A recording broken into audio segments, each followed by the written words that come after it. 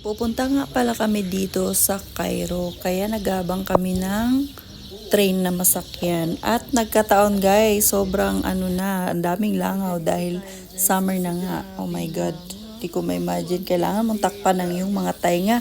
Baka kasi papasok, alam mo yun, nakakatakot as in. So habang ayan, nakipag-fight ako sa langaw ay ano na paparating na yung ating train. Kaya sa wakas, sasakay na tayo. Ang lalakbay naman natin ngayon ay yung kahabaang Malikabok. So habang paparating na yung train na papuntang Cairo ay dumating na rin yung train na galing Cairo papunta naman to ng Alexandria. Nagpang-abot sila sa Wakid area guys. So pangarap ko talaga ito na makunan ng malapitan kaya tuwan-tuwa ako dito. Ginrab ko na rin yung pagkakataon na magkaroon ako ng memories na ganito. Syempre, kailangan natin yan. Saan tayong lugar mapunta, kailangan natin ng meron talaga tayong memory para makita din natin pagdating ng panahon. Alam mo na, kailangan talaga yan. Travel is life. Yan, tuwan-tuwa ako dito guys dahil nanghingi talaga ako ng ano na makunan ako ng video. Tapos yung background ko ay train. Tapos tama-tama paparating na rin yung train sa papuntang Cairo. Yun yung sasakyan natin.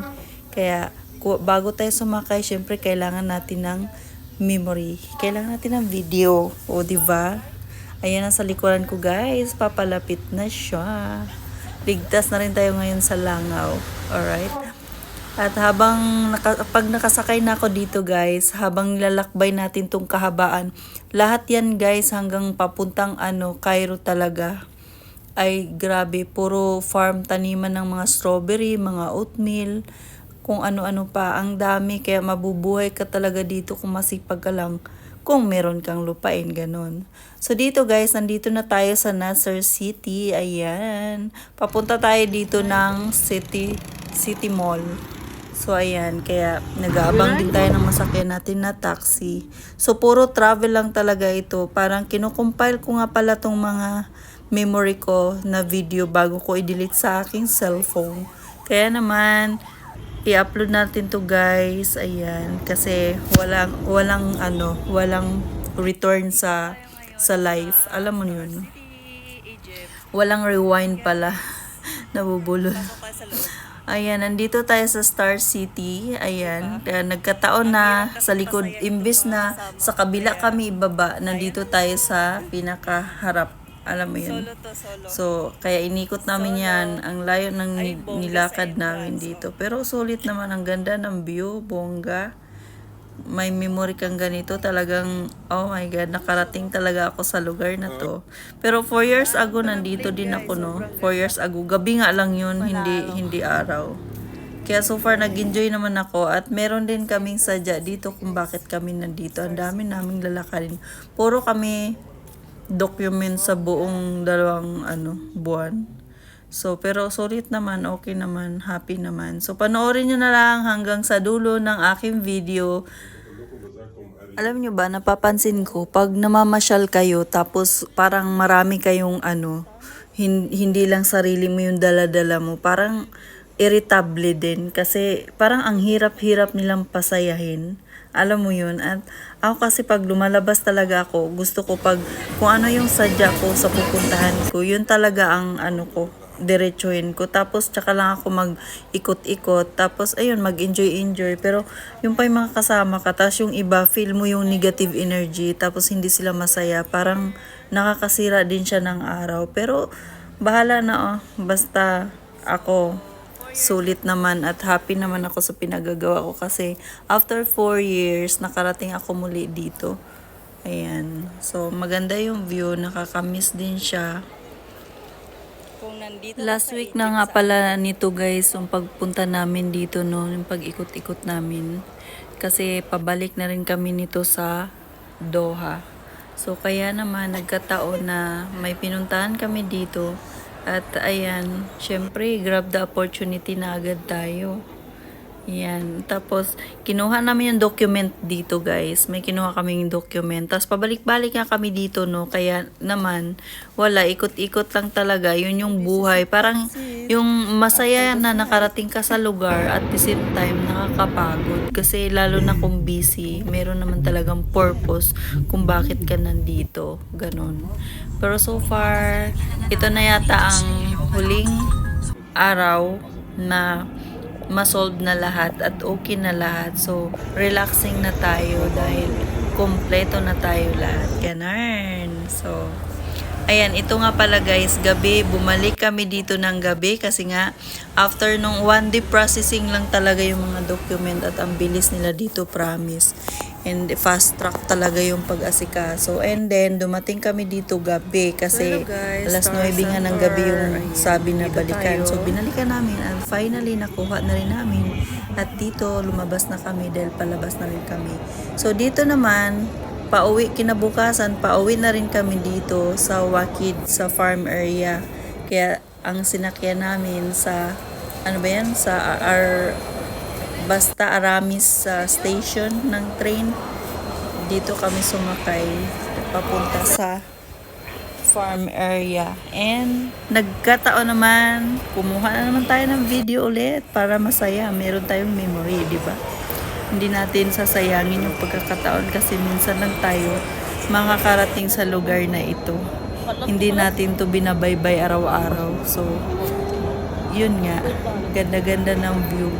Nagandahan din ako sa station nila. Kaya lang after dito guys, sa area na to, lalabas ka dun sa loob. Wala siyang aircon.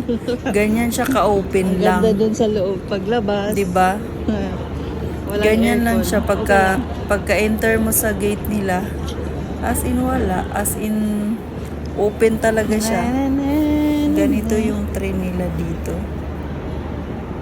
Nakakaloka. Pero ang Malaki ganda kasi kanilang convenient naman. train Papunta nga pa ng station Alexandria itong sasakyan natin, no? And then, ayan na, may talgo na dumating sa kabila. Alexandria. So, naghintay-hintay din tayo ng mga half hour dito bago tayo sumakay sa ano natin na papuntang Wakid or Alexandria. Kasi after nun, bababa kami sa isa pang station tapos lilipat na naman kami ng train papuntang Cairo.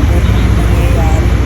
And then, the whole trip guys, sobrang relaxing naman and wala akong ginagawa sa sa trip yung almost kasi 3 hours ba? 3 hours or 4 hours kasi sobrang bagal. So, ito na nga pala yung sasakyan natin. Ito yung train natin.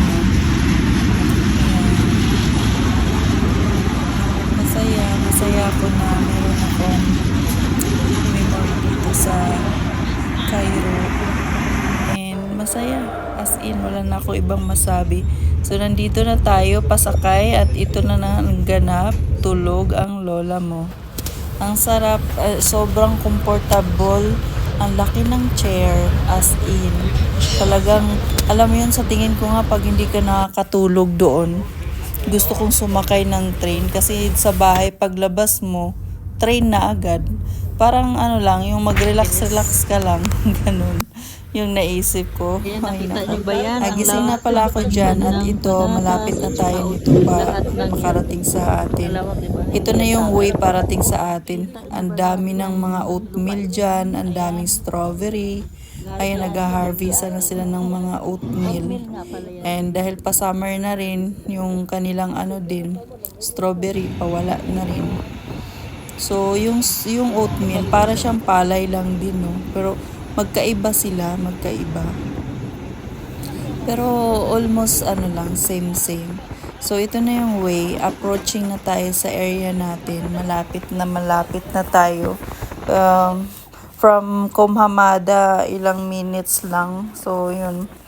Gusto ko dito, dahil yung transportation, sobrang, convenient. Ang mahirap lang pag sobrang daming tao, siksikan, as in tulakan talaga. Alam mo yung mga babae na nakaabaya, pag nagsakay, nag-aagawan, nagta-transform na sila, para na sila mga barako. Pero yun lang. Ang maganda lang dito sa sa farm area kasi peaceful talaga siya.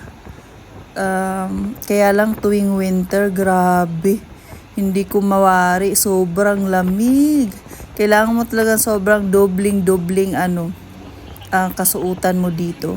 Kasi ako nga kahit na nagtrible na ako ng damit, talagang sobrang lamig, kakaiba yung lamig pagdating sa sa lugar na to. Unlike sa sa city. Pero dito kasi sa malayo na kasi to malayo na sa Cairo. And tingnan mo naman, puro taniman na ganyan, kaya yun, sobrang lamig talaga. And ang kinabukasan guys, nagpunta tayo sa Kumhamada dahil mamili tayo ng mga pagkain ng ibon. Charot. Dadalhin nga namin dito sa Doha guys, kaya bumili tayo. Ayan, mga seeds. Tapos bumili din ako ng popcorn. Pero yung popcorn na to guys, dadalhin ko to papuntang Pilipinas. At meron din tayo mga nuts. Syempre kailangan natin yan. Ayan. So yun lang ang aking mga video. Untold story uncut. Ayan. Thank you for watching. See you for my next vlog. Everyone. Oil, bad in this one.